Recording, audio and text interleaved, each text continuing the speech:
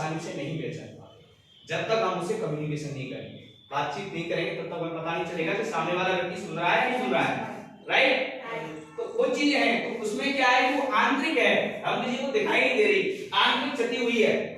अब hearing loss हो गया, बात मान लो ईएनटी डॉक्टर के पास गए, ईएनटी डॉक्टर ने ट्रीटमेंट दिया, अगर ट्रीटमेंट से कोई चीज ठीक हो गई तो कोई हियरिंग खत्म हो जाएगा, रफा मामला हो जाएगा ना। अगर ठीक नहीं हुई तो वो फिर अक्षमता में बदलेगी, अक्षमता अस्थायी होगी, कुछ दिन तक हमें सुनाई नहीं देगा, कान से नहीं देगा ना, तो वो अस्थायी रही, अस्थायी रही तो अस्थायी के बाद हमने काफी ट्रीटमेंट कराया लेकिन उसमें कुछ बेनिफिट नहीं हुआ, कोई फायदा नहीं मिला हमें, तो वो फिर क्या हो जाएगी, स्थायी हो जाएगी भाई, ये परमानेंट रूप से। हालांकि उसके बहुत सारे इलाज हैं, हियरिंग एड है, लेकिन हियरिंग एड आपने खा दिया तो आप स्थायी हो, आपको हियरिंग लॉस है, आपकी मशीन खराब होगी, आप नहीं सुन पाओगे, मशीन लगाओगे तो फिर एड है, टीएलएम है जो आपकी हेल्प कर रहा है, वो एक अलग चीज है, डिवाइस है, उसको बात अलग है। लेकिन यहाँ पर स्थायी हो जाती है तो प्रबोध दिव्यांगता का रूप ले लेती है, तो आप श्रवण बाधिता की कैटेगरी में आ जाओ। राइट? समझ में आया? Any doubt? कोई डाउट? No doubt. बताइए अब इस चीज को कितना समझ में आया आप लोग? पूरा समझ में आ गया?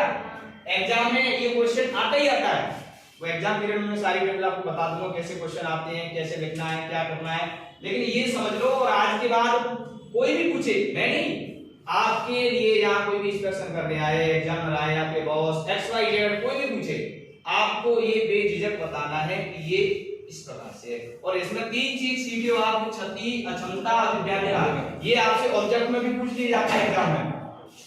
तो सबसे पहले हमें चाहिए कि हम जिस कोर्स को करने आए हैं उसके बारे में हमको जानकारी होनी चाहिए, है ना। और अब आप कोर्स कर रहे हो IED, इंटेलेक्चुअल डेवलपमेंट डिसेबिलिटी, उसे भौतिक अक्षमता, विकासात्मक जो अक्षमता है, तो वो क्या है, अब उसमें आप लोग डिटेल से पढ़ोगे, ठीक है ना। जैसे मेरा पेपर है इंट्रोडक्शन टू डिसेबिलिटी, दिव्यांगता का परिचय, इसमें सारी दिव्यांगताएं हैं, उनको आपको पढ़ना है, उसमें क्या होता है, क्या उसके सिम्पटम हैं, उसको किस प्रकार से मैनेज किया जा सकता है, प्रीनेटल, पेरीनेटल, पोस्टनेटल क्या कॉजेज रहते हैं, ये जानकारी आप लोगों के पास होनी चाहिए। आप एक स्पेशल एजुकेटर बनने के लिए किसी इंस्टीट्यूट में आपने एडमिशन लिया है, आपकी जिम्मेदारी है कि आप समाज में, परिवार में, मोहल्ले में, रिश्तेदारी में इस प्रकार की समस्या से ग्रसित व्यक्ति, बच्चा या बच्चों के पेरेंट्स, तो उनको आप जागरूक कर सकें, ये आपकी जिम्मेदारी, ठीक है। राइट?